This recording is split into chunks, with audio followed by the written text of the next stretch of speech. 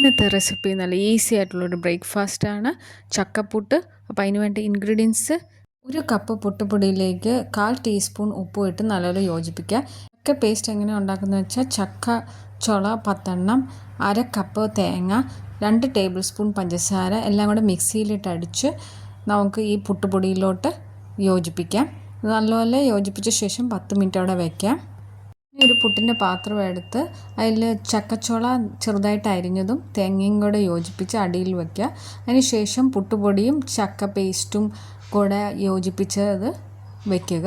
അതിന് ശേഷം അതിൻ്റെ മുകളിലായിട്ട് സ്ലൈസ്ഡ് ആയിട്ടുള്ള ചെറുതായി മുറിച്ച ചക്കയും തേങ്ങയും കൂടെ വെച്ച ശേഷം ഒരു 15 മിനിറ്റ് നമുക്ക് സ്റ്റീം ചെയ്യാനായിട്ട് വയ്ക്കാം. സ്റ്റീം ചെയ്ത ശേഷം നമുക്കതെടുത്ത് നല്ല ചൂടോടെ കഴിക്കാം. ഒരു കറിയുടെയോ ഒന്നും ആവശ്യമില്ല, അതുപോലെ ടേസ്റ്റാണ്.